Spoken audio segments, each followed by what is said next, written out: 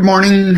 I am Steve Weber. Welcome to the American Gumption Morning Show, broadcasting with my broadcast partner, Spirituality Gone Wild, and here on the American Gumption Facebook page and American Gumption YouTube channel. So welcome. All righty, brand new week, and hey, it's a Monday, and I'm broadcasting. I've got a little out of, the last couple of months, I've been, it's kind of been more like an exception when I broadcast on a Monday, but doing a show today and have guests lined up today, tomorrow, Wednesday, Thursday, Friday. So we got 5 shows lined up, and I'm pretty excited about it. And I'm doing something that other than my drive across America, I've never done before. And I'm going to do a live remote tomorrow. So I won't be in the studio. I'll be on location. And so maybe that's something we're going to start introducing from here on in, maybe 1 show a week, or maybe even 2 shows a week, start doing some live remote. So that's going to happen. So let me tell you about, what is happening this week and who I'm going to see. So first of all, today, Joan Hangarter is going to join us. Joan of Angels, she's coming back. Joan's been a guest here a couple of times, and she's had her own little mini segment a couple of times. And so, but we haven't heard from Joan in a couple of months. Although I did see Joan when I was out on my drive across America. I went to her Desert Angels. I'm not sure what you call it. Her Desert Angel artist camp. So anyway, that's happening, or that happened, and we'll talk a little bit about that. But Joan's going to come up and join us at the bottom of today, the hour. And I'm going to do a monologue called Bold Choices Made, because Joan and I are going to talk about being bold. She gave me some coaching advice not so long ago, encouraging me to be bold. And so we'll talk about that. But my Bold Choices Made is a kind of a listing or an outline of some bold choices that I've made in my life. And so that's going to come up. So I'll be doing that, and that'll take probably about 20 minutes, and then we'll have Joan join us at the bottom of the hour. All righty. Now on Tuesday, tomorrow, I mentioned I'm going to do a live remote. I'm going to go to the warehouse of P2 Probiotics. Heather and I, we met back in the fall. She was a guest here twice on the show. We talked about the probiotic cleaning for your kitchen countertops and places like that, but also for for yourself, for your body. And so how probiotic cleaners have they don't use chemicals. They use natural products to clean. And so this is like probably a good thing for us to all be doing, especially in the era of, crazy germs and bacterias that we don't like and that make us sick. And so everything we can do from a natural way is the good. So anyway, I'm going to go to the warehouse. I'm going to do a live remote with Heather, and that's going to be tomorrow. So that's going to be exciting. All righty. Then Wednesday, Tamara Fleming is joining us. Tamara's been a guest once before. Tamara is a friend. Tamara has been a coach and mentor to me ever since she became my friend back in 2014. And we lived in Montana. We lived in Hamilton, Montana, the same town. And so anyway, she's going to join on Wednesday. So that's very exciting. And then on Thursday, someone brand new to the show, Gwen Peterson, will be joining us. And Gwen has a spiritual communities network. We just met a couple of weeks ago, and she has a whole network of people who kind of like the Spirituality Gone Wild group, but her own little group. And so we're going to meet Gwen Peterson, and she's going to tell us all about Spiritual Communities Network, and that's on Thursday. And then on Friday, Spirituality Gone Wild's very own Victoria Reynolds joins me again. It'll be her 3rd visit, although actually she visited a couple times when I was out in California, because I was visiting her and stayed with her in Redondo Beach. And so I was on her show once, and she was on my show twice. And then 2 times I interviewed her on this broadcast. But we're going to bring Victoria back on Friday. So it's a fun week coming up. All righty, that's it. So now let me go ahead and shift gears. Let me get into my monologue. And the monologue is called Bold Choices Made. I'm going to do a screen share. I got a little presentation that's going to help me kind of just go through the whole thing. And this should be kind of fun. It'll go fairly quick through my whole entire lifetime, listing some bold choices that I've made. let's see, I'm going to put myself in the bigger spot. There we go. Because that's big enough there. I don't need that monologue there, or I don't need that listing anymore. Alrighty. So yeah, this is like, and this is inspired by what Joan and I are going to talk about. We're going to talk about being bold. And what happened was we were on a call, a group call, and Joan just, I don't know why I know why, because the angels came down and tapped her on the shoulder and told her to say it. I'm sure that's what it was, but I'll let her answer that. But she said, be bold, be bold. And I even wrote it down and have a little note here that says, be bold, be bold. You can see that. And I was, like, we're proud people. We don't want to be told to be bolder than we're being. But anyway, that was great advice. And I needed to hear that exactly at that time. So that's what we're going to talk about. So anyway, what I want to do for my monologue, though, is I'm just going to go through a timeline of things that I did in my life that I look back on now and I go, oh my gosh, that was kind of bold of me to do that. The first one I'm listing is, I'm sure there was a lot of bold things I did as a kid. In fact, I caused a lot of trouble for my mother. I was extremely bold and exuberant as a young boy. And but we're not going to get into any of that at this moment. So at age 11, I wanted to have a paper route, and I remember having to beg and plead, and you had to be 12 unless your parents signed off on it. Well, I guess you had to be 12, or you had to, your parents had to sign off on stuff anyway. Or at least my parents, that was part of the protocols we signed. Anyway, I had to beg and plead to get a paper route. And I remember, being told, we predict you're not going to like it in 1 month or 2 months and you're going to want to quit. And I ended up keeping it for 5 years, probably just to prove that I didn't want to quit, but actually I liked it and it was good for me. And so I did it for 5 years, but that was a bold move because I had to fight for that in terms of convincing my parents. This was a weird one. And there's two weird ones coming up. I was encouraged to get braces on my teeth. My parents wanted to get braces on my teeth. And I said, I'm not doing it. I'll run away from home. And they're like, well, we don't want you to run away from home. And so you don't have to get your braces on your teeth. Now, I reversed this decision as a young adult. So I'm only listing this as like a decision that I made, because it was a choice and a decision. And I remember when my parents said, okay, well, we're not going to force you. We don't want you to run away from home. I was a little surprised. And I maybe really thought I was going to get braces on my teeth, but I didn't. And, but I'll get to that in a minute here. All right. And then in high school, right before my senior year, I was in the band for a couple of years, and I was coming to be a senior year, and the band director was replaced. The longtime band director, the guy who was in charge of the marching band, was replaced by a new band director. And I remember going into the new band director's office and saying, hey, I want to be the drum major. And that was pretty bold of me. And I ended up getting the job. I was the drum major my senior year in high school. So that was something that I did that was bold. Along the same lines, I decided to go to forego the same line of the braces. I decided to forego college. Everybody's like, you got to go to college. You got to go to college. And I ended up going and working with my father for 4 years right out of high school. And so I did not go to college. And so the braces thing and the college thing kind of within the family gave me a reputation of doing things the hard way or not doing things the easy way, because I had to make my own choices that way.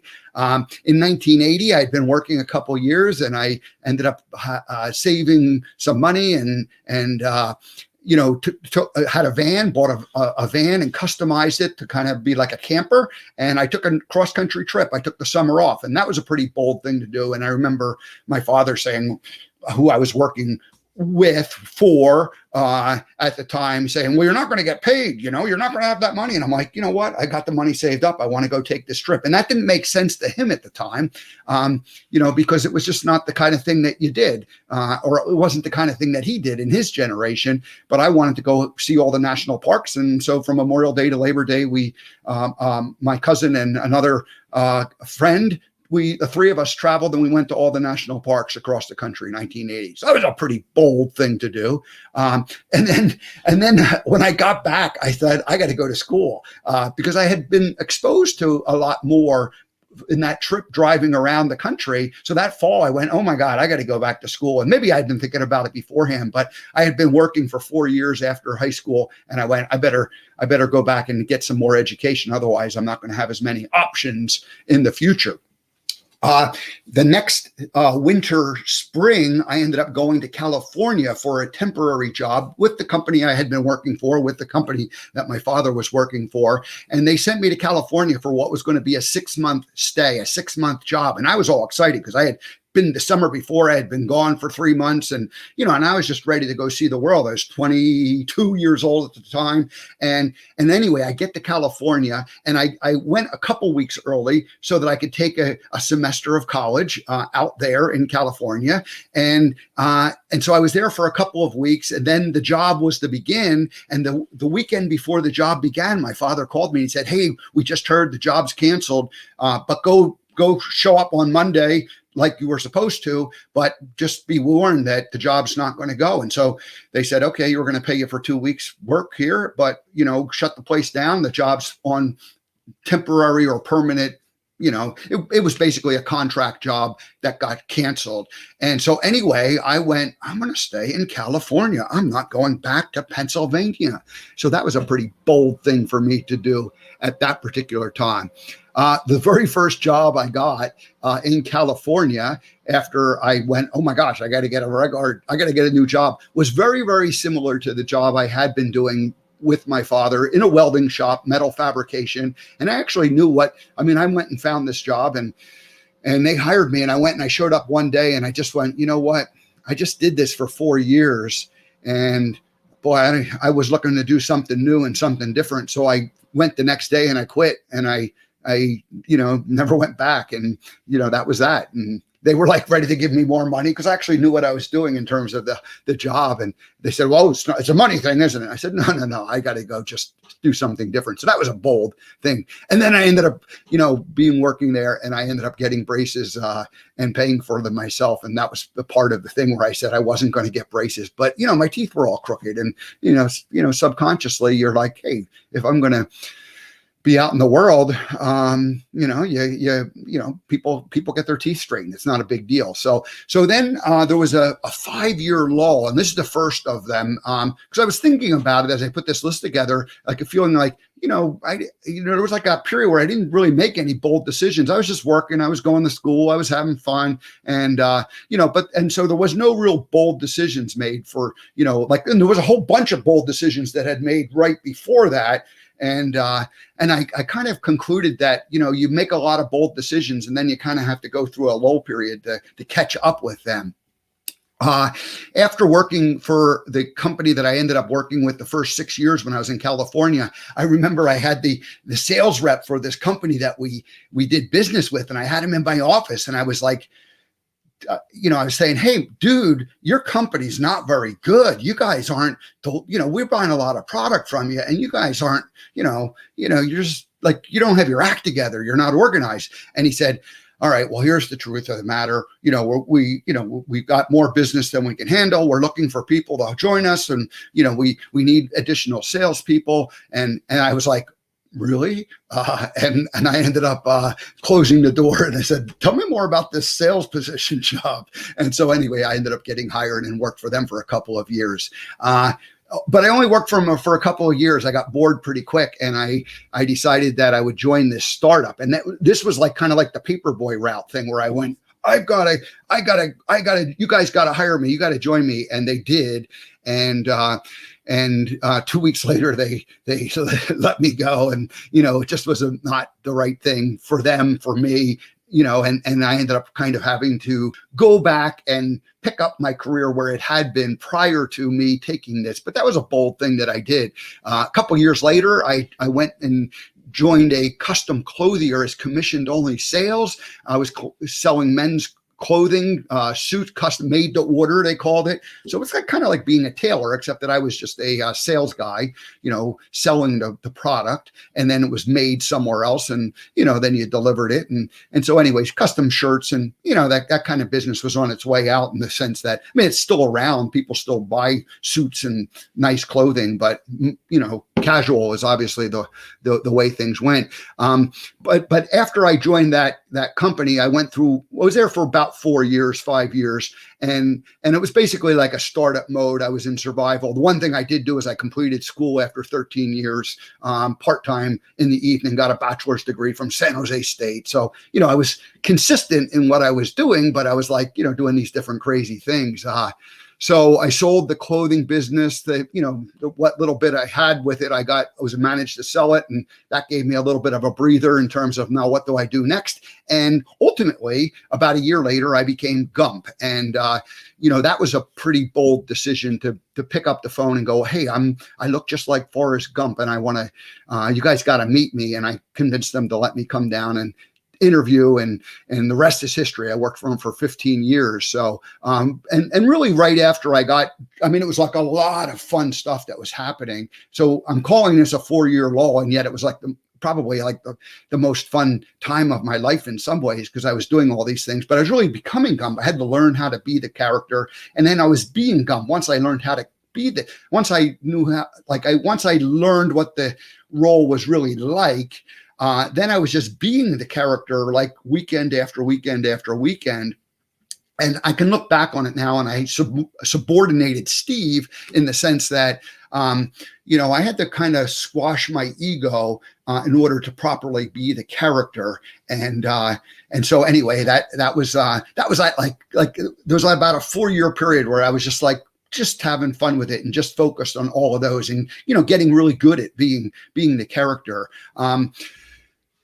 I ended up buying a second house and remodeling it, moving, renting out the first house. That was like the way that became the activity to keep me busy during the week when I was working on the weekends, being Gump and doing their thing. But I needed like a project to kind of keep me busy, because I had a full-time salary with a part-time job, and I needed something else to do. And then I started doing overseas adventures. I went to Europe a couple of times. I went to South America, and I was doing these things to kind of entertain me and keep myself fresh in a way. And one of the trips I ended up canceling at the last minute. I was going to Austria and to Vienna and Budapest I was planning to go to, and I canceled the trip at the last minute. I went to Montana instead. Spirit angels came down and tapped me on the shoulder and said, hey, go to Montana and find a place to live. The backstory is, for years I had been, traveling around with Bubba Gump, and I was thinking, where do I want to live when I leave California? Because I felt like at that point I was going to leave California at some point or another. And suddenly I was like, I'm going to Montana. And I went there, and I ended up, buying a bunch of properties. I ended up buying 7 different properties in Montana over like a 3-year period.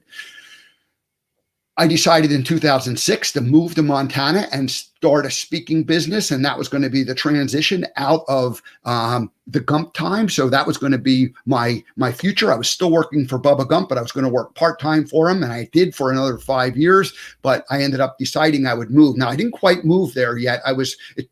Took a couple of years of kind of going back and forth before I finally got there. So it was 2008, the end of 2008, when I finally was living there. And that was another big step. And I'm going to say there's a 1-year lull, because once I got there, I didn't know what the heck I was going to do.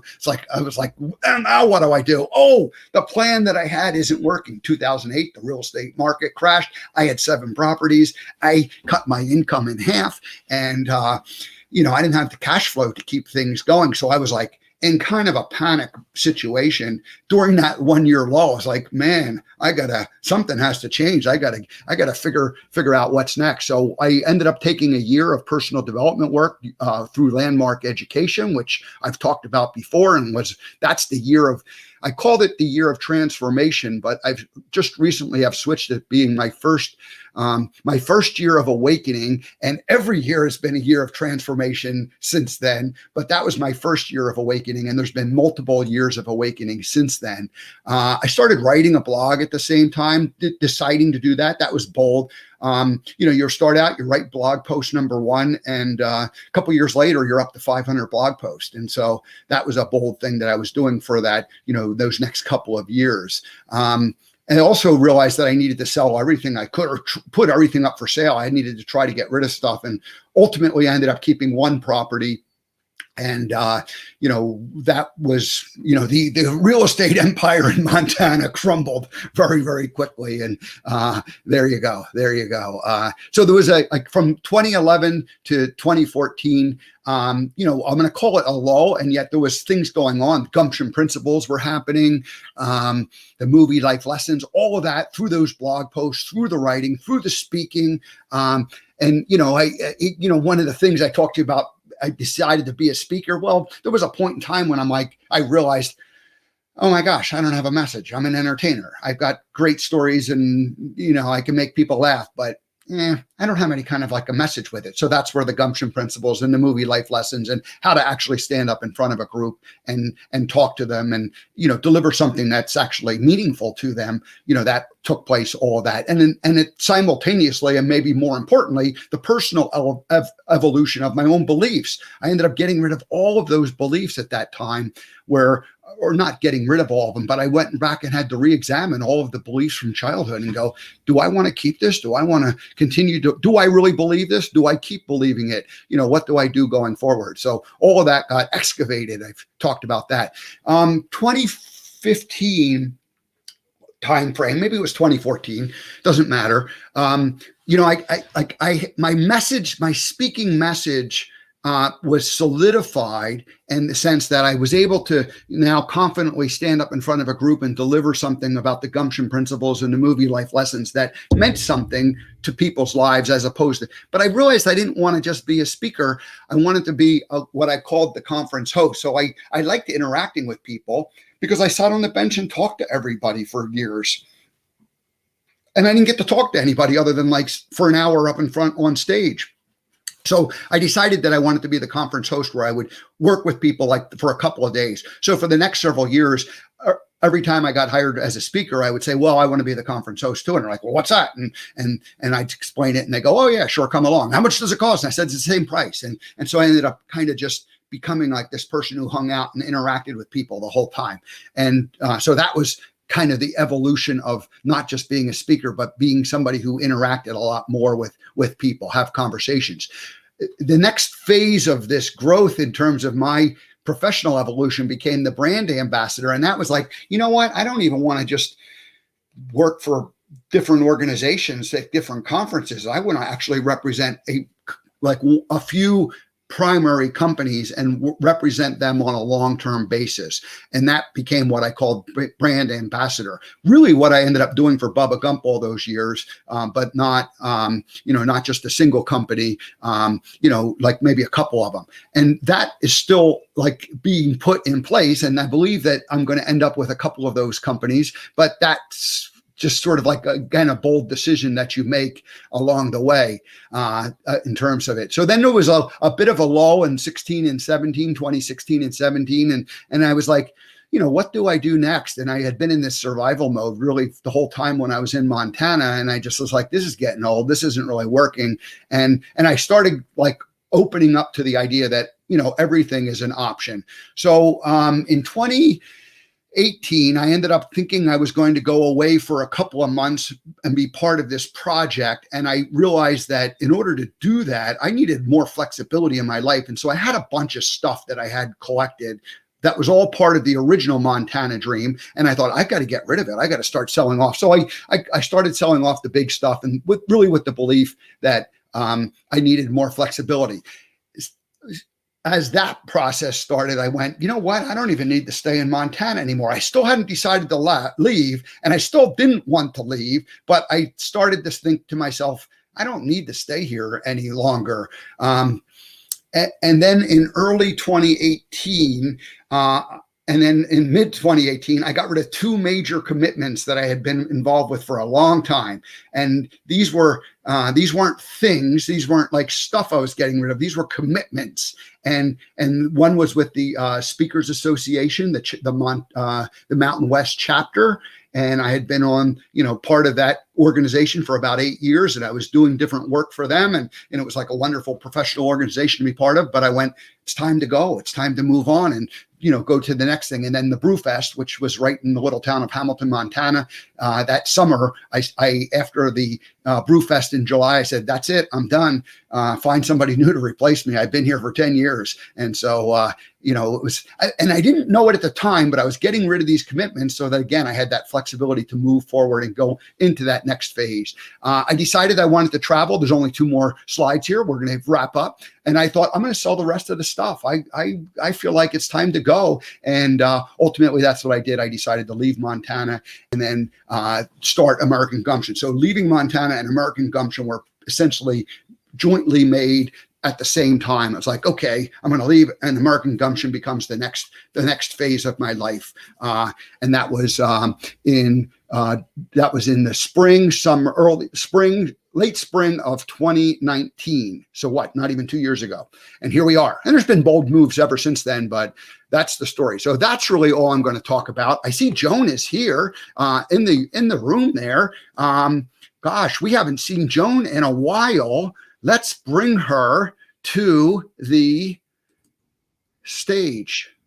Joan of Angels. My goodness, Joan, how are you doing? Oh my God, it's so wonderful to see you, Steve. You are so brave, courageous, and bold. Wow, I love your history. Yeah, thank you. I want to talk about being bold, with you. And then I thought, well, let me just throw out some of the ideas and some of the reasons or some of the things that I've done that have allowed me to be bold over the years. And so that was that little bit of a history. And but before we get into that, hey, we haven't played your theme song in a while. Let's play the theme song and welcome you properly back to the show. Perfect. I love.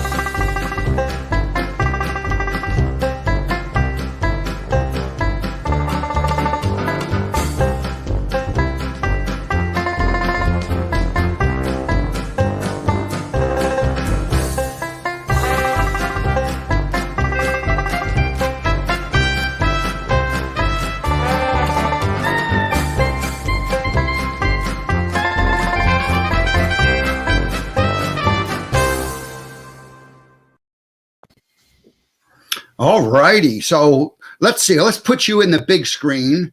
There we love that song. That song is fun. I haven't played it in a couple of months just because, things kind of always are changing. And, we started a little regular routine and then we got out of it. Oh, it looks like you're adjusting your lighting a little bit. I have to. I look like I'm on the other side of how we talk about I go into the other realms? I look like I'm on the other realms from the lighting this morning. Really weird. Is it still dark or the sun must be up at this point? Okay, Steve. And so in order to be on your show, and I adore you, at 5 o'clock, I have to be wide awake, perky. And it's like, I couldn't even remember why I was getting up that early. But I leaped out of bed and I'm really excited. And I look like I'm somehow in another dimension. So it's a good time to ask anything. All righty. Well, good. It's funny. I did the drive across America, and I came out to Palm Springs, and I met you and Dr. Sharon and Fleet, and so we and of course I was with Victoria and saw Debbie back in along the coast, and so I met all the West Coast people from Spirituality Gone Wild, and I suddenly realized that I had been asking people to wake up early in the morning, and I didn't necessarily like the fact that like doing a show at 7 o'clock in the morning is not easy, but I didn't know that because I was doing it from 10 o'clock back here on the East Coast. Right. No, it's true. So I think I will say that there was one time that I set my alarm and I looked at it, and it was 5 a.m. I was supposed to be on your show, and it was like I could not remember why in the world I was getting up at 5 that particular day. So here we are, guys, and good morning. Yeah, good morning. So we visited. I tried to do a little recording. I did do a little recording, and I was going to have it like going to play it today, but I didn't quite get my act together enough. So we're going to do that next time we bring you back. We'll still play that interview because we walked through your gallery and your studio where you do all your work, and it was fascinating. I was honored to be able to spend a little time with you. That's amazing. I love having you here in person. It's really exciting it's just so exciting to have that ability to connect physically, even though Zoom and StreamYard does it all great. I had 3 main lessons, and I don't remember 2 and 3 at the moment, but I can, like, from my drive across America. But the number 1 lesson was Zoom good, face-to-face better. You know what? That's a good affirmation. Zoom good, face-to-face better. Yeah. No, it's, just, seeing where a person lives, their environment, their studio, it's just better. Zoom is very good. Zoom is good, but face-to-face is better. So there you go. I love it. And I agree. And I'm happy to be on the show this morning.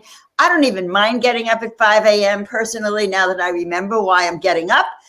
And I think I love your topic on brave, courageous, and bold. Yeah. We were on a call. There was a group of us, and I remember you said to me, be bold. And I didn't know why you were even telling me this, except that I do know, because like an angel tapped you on the shoulder and, you just, said something that was inspiring. And I was initially a little bit like, I feel like I lived my life pretty bold. And so I was like a little bit like, ego was holding me back, going, well, wait a minute, I'm already being bold. What do you mean be bold?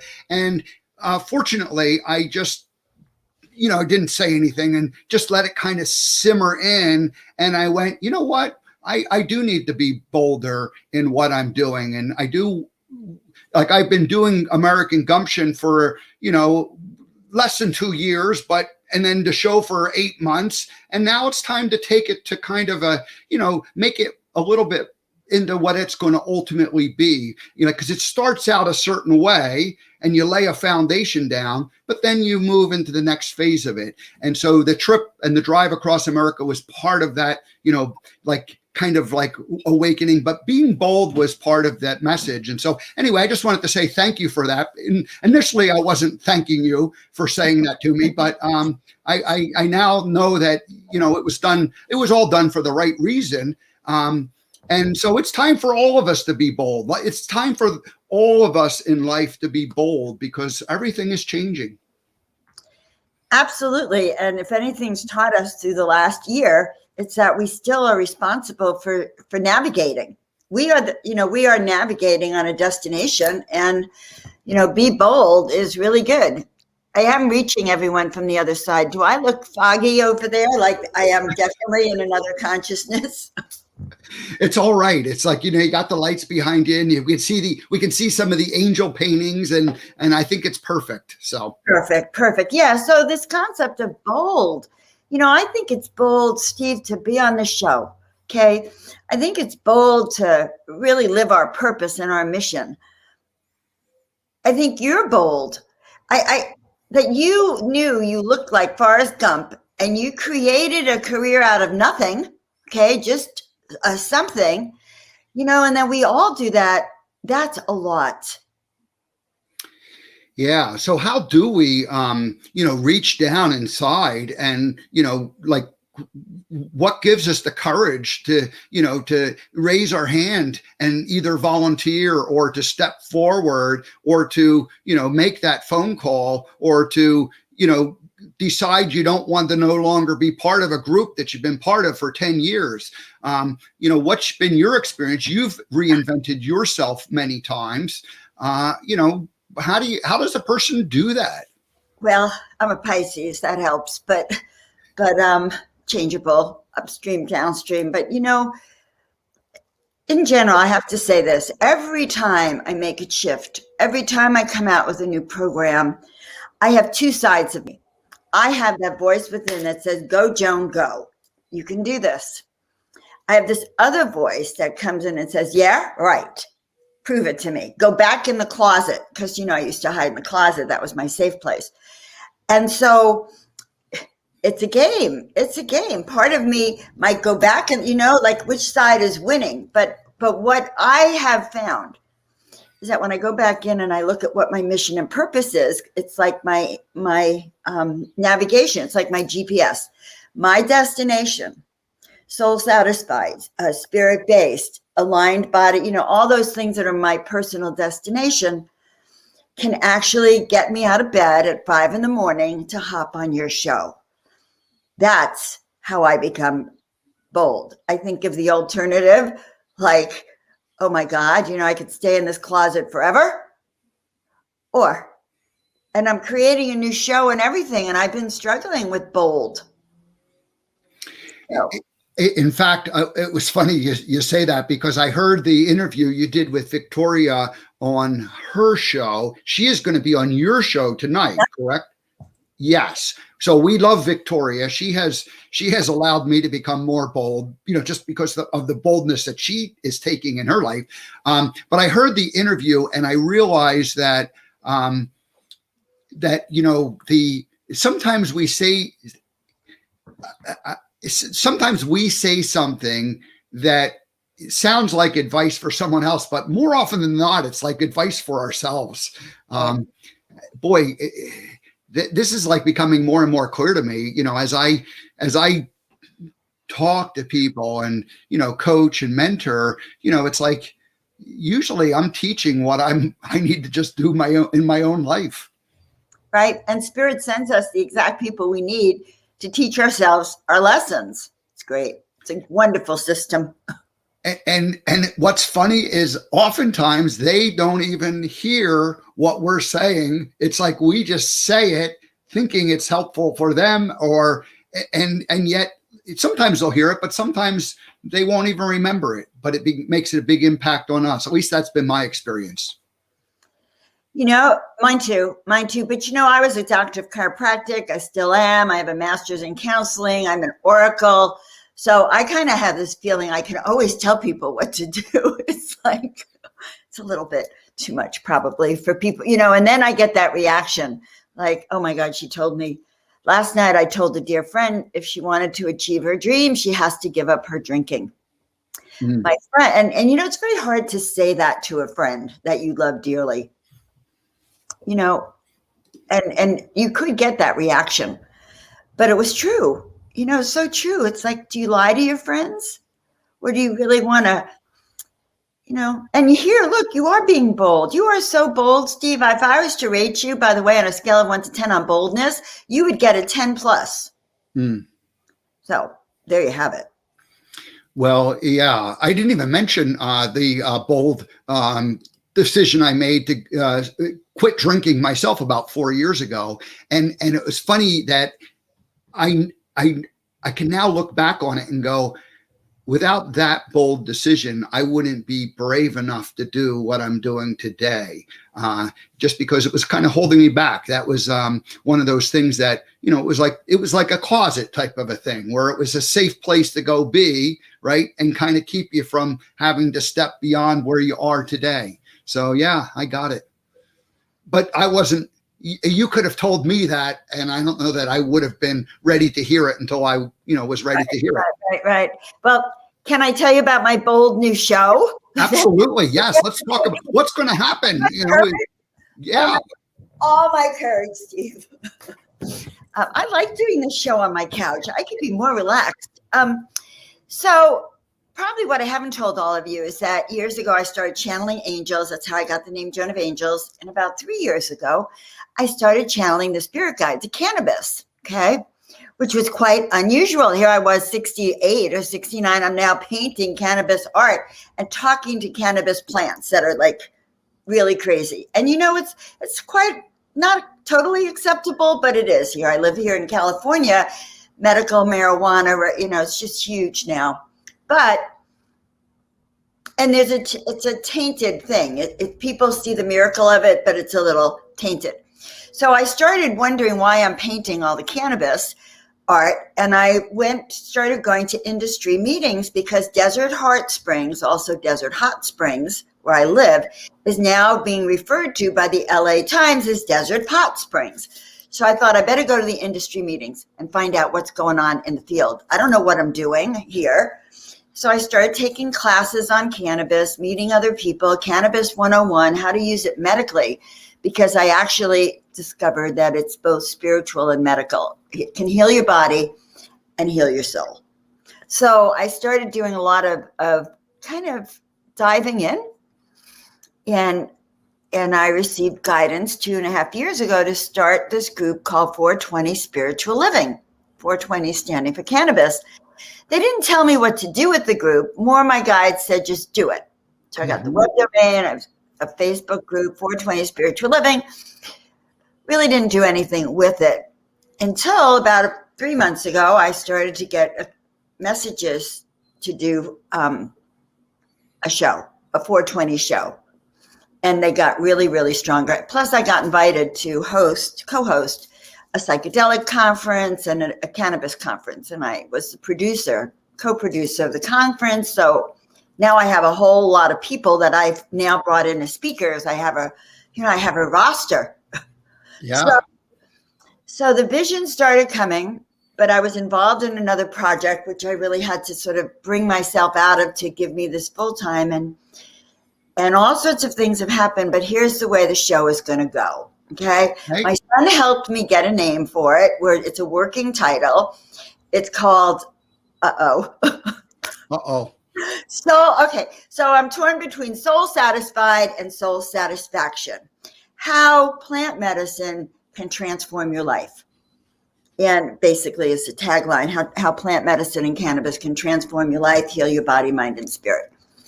And so I have a network, the Psychedelic Society is sponsoring me. I'm actually an official guest host on their psychedelic variety show. And today I have my first meeting with one of my potential guests. So I'm going to have on guests on the medical aspect of it, healing, cannabis and yoga, the spiritual aspect in particular. That's really one of my loves, is how it can help you raise your consciousness, heal your heart, and heal your body. So I guess that's the show. So will you still be doing is Miracle Angels show, the Joan of Angels show that you did, will that go away, or will it just be replaced, or how do you transition from one to the other, or do they blend? Okay, so that's great questions. So the Miracle Monday was a really hot show. For a few years, I had a huge audience. And then I changed it to the Miracle Makers Club, and I stopped doing all my readings on it. And I think the show kind of just shifted in who it's reaching. And so this week, I started to really think about it. And tonight's really going to be more Miracle Monday. And I'm still going to keep a Monday Miracle show because I just love that aspect. So I'm going to be now 2 shows. I woke up a few months ago. I said, oh my God, I'm a broadcaster. I just want to broadcast. And so I hope, guys, I'd love your feedback on this show, like soul satisfied, soul satisfaction. Do you like those titles? So that's what I'm doing. And to me, that is brave, bold, and courageous. I'm a chiropractor. You don't see a lot of chiropractors talking about the medical uses of cannabis either. So I don't know. I think it's going to be a hot show. What do you think? I like it. I changed the name there, Miracle Monday and Soul Satisfaction. So if people want to comment on Soul Satisfaction, or what was the other name you said? Soul Satisfied. And so I'll have 2 shows. That's what I'm trying to say. I'm going to have 2 shows. The show, the Soul Satisfaction, is really going to be interviews, other people, all of the different ways that our soul can be in bliss, health, wealth, and happiness, all combined, and how plants can help us bring that into our awareness. And it's not just plants. Of course, it's a lifestyle show. The other show is going to be all about miracles, miracle manifesting. Yeah. With your spirit. So I'm going to be 2 shows now. Great. So tell me, it's funny because our spirituality gone wild community is also continuously evolving and shifting and really finding where its where its core and message is. And so the idea of hemp or 420, tell me just a little bit more about that in terms of what do you think is going on in the world? Because you talked about the controversy, or the not controversy, what's the right word? What, just the, is it mainstream or is it not mainstream? I guess that's maybe the way to ask. I'm going to answer it this way. Okay. Here's what I discovered. I ran this conference for 2 days. I was so fascinated. Do you know that thousands of years ago, even 100 years ago, 70 years ago, hemp and cannabis was in everything we did? It was in our clothing. It was in our food. It was in our sheets, our rope, our fabric, everything. Our bodies were infused with cannabis and hemp, both. And hemp is a form of cannabis without the psychedelic part. So it was and so our body systems, believe it or not, have a system called the endocannabinoid system, which is even larger and more important than your hormonal system. Who knew? Somehow, because our bodies were infused with it, not to get high, but for healing and wellness and everything, our bodies have a system that needs it. Now, that's a shock to know that your body actually, many of us are out of balance because you need that kind of balance in your body. So cannabis has been around for thousands and thousands and thousands of years for healing, for wellness, for spiritual growth, all of the religions. There's even evidence that Christ, Jesus and his crew smoked a little cannabis or used it in their tinctures. So it was not this disgraceful plant. That is Western society's take on, and in my studies, cannabis is consciousness raising. All of those psychedelics are consciousness raising. And I learned that great civilizations thrive when people use consciousness raising plants. They're not drugs, they're plants. Consciousness diminishes without the use of that when they repress. So when a society goes repressive, like we did, consciousness is stifled. Now there's an awakening in the Aquarian age of consciousness through plants. So that's what I wanted to give you a background. It's interesting. Something I didn't talk about in being bold was I smoked non-medical marijuana for what, like 12 years, from probably about the age of 17 to 29. Pretty much on a daily basis. And I ultimately decided that wasn't healthy. After getting rid of it for a few years, I replaced it with drinking beer and alcohol on a regular basis for the next 30 years. And then ultimately I decided that wasn't good. So I kind of get the consciousness. I mean, I liked the idea that my mind went places that my mind didn't go. When it allowed my mind to go places that it didn't just naturally want to go. I think I since have grown to the point where I can kind of allow my mind to go all different places, without that. But so I get that. I didn't understand the medical portions of it so well. I just thought I was kind of believing that the medical part was just a good excuse for people to walk around high and stoned all the time. And obviously that's not a good way to live your life. That's not what we want to encourage people to do, for sure. So anyway, I'm open-minded to the whole thing. I think it's great. I want to respond to that. Okay. Here's the thing. When you take it medically, it has nothing to do with taking it recreationally. Medically is doses you couldn't even believe on. You'd be flat on your face. You couldn't even do it. The issue is this. The government repressed all research until recently. The research is phenomenal. Epilepsy, seizures in young kids, but or even post-traumatic stress syndrome, our soldiers. There's so many ways to take it that, number one, don't get you high, but medically involves a whole different set of conditions. And it's intake, like not going around smoking. You couldn't even function with what you need to take to really heal your body of diseases, okay, of cancers and of lung disease, all sorts of things that cannabis can heal. So these stories are true, but you can't just, have a diagnosis of cancer and say, oh yes, I'm going to smoke weed till I leave the plant. I mean, that's not the way it works. This is an intentional going, okay, I have these conditions. I no longer want to take pain pills, opiates, pharmaceuticals, because of all the reactions and side effects that they have. Remember, I'm a chiropractor. My whole life was, how do I use plants, herbs, and tinctures to heal my body? As opposed to pharmaceuticals, because plants and tinctures have no side effects or very little. And no one has ever died on cannabis. So on opiates for pain, yes, people can die on it. They get addicted. But you can learn to replace it, usually under good supervision and training, Steve. It's not like going and smoking, guys. And I hope you guys like this information. I don't see any feedback, but I'm really curious to get some comments back. But so it's not about getting stoned, Steve. It's about how to use things therapeutically to get the effects you want. If you want creativity, otherwise it could be a disaster for many people. Yeah. It's funny. The elephant in the room is that our society is addicted to pharmaceuticals, and we look at that as like an okay way of living. And I have decided a long time ago that the pharmaceuticals are not a good long-term solution, and certainly not for any kind of regular chronic ongoing usage. So if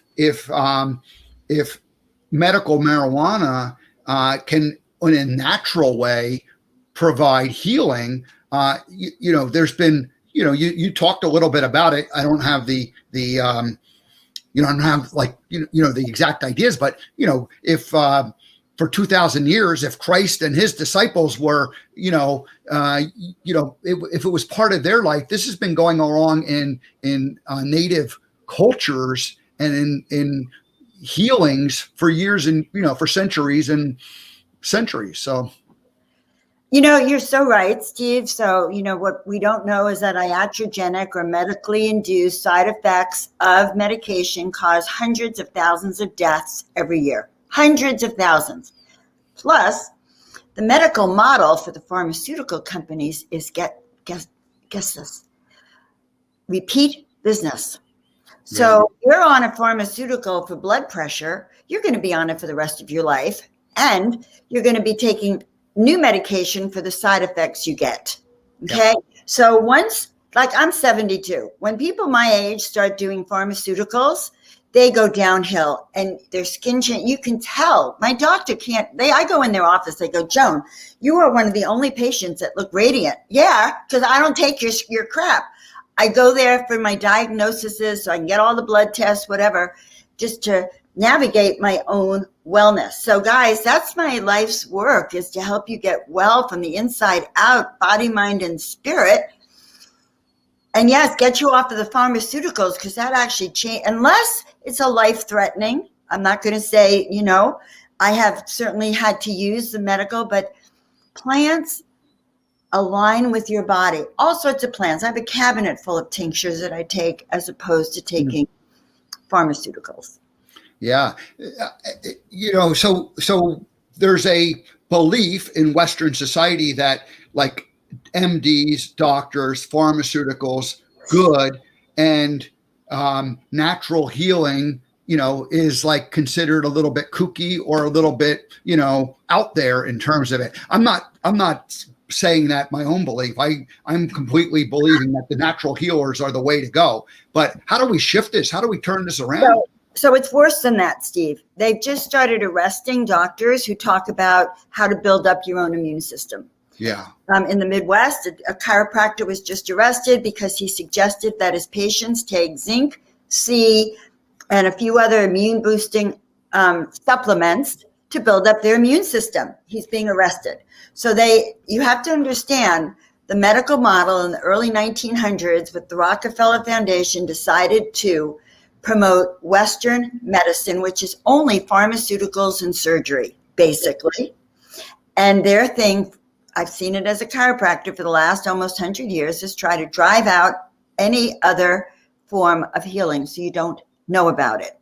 Now they're going after homeopathy. They go after herbs, tinctures, vitamins. It doesn't matter. They're actually prosecuting people. And hundreds of thousands of doctors have been banned from YouTube, Facebook, and Twitter for talking about alternative medicine. So now you ask me, how come?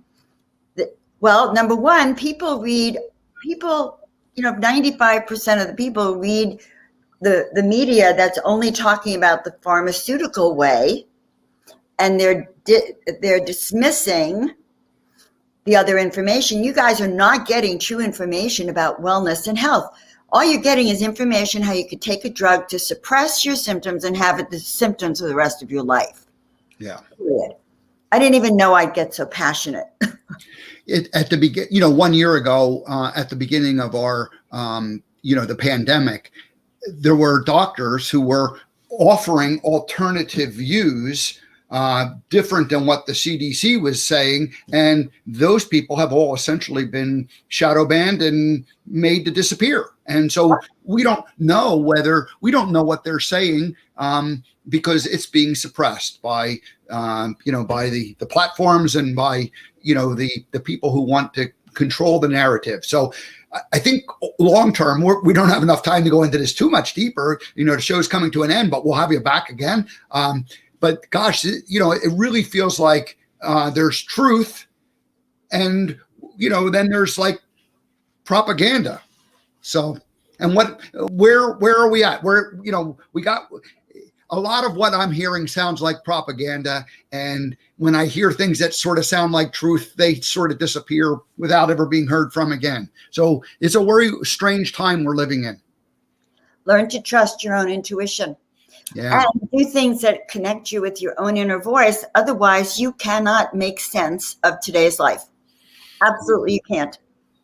So let's wrap up on the idea of intuition and angels and angel guides. And I'm going to tell one short little story, because after I saw you in the desert in the end of March, I ended up going to Boulder, and I had a session with Angie LaRue in her Crystal Sanctum, and she was calling in her angel guides, and I called in. I asked my angel guides to join with Angie's during this little prayer that was happening, and Angie said that she could see all of my angel guides start to clap, and she was kind of overcome with emotion, and all of my angel guides were, because I've been ignoring my angels. And you went to Colorado to get Boulder, didn't you? Yeah, I did. You got Boulder in Boulder. I got Boulder in Boulder, yes.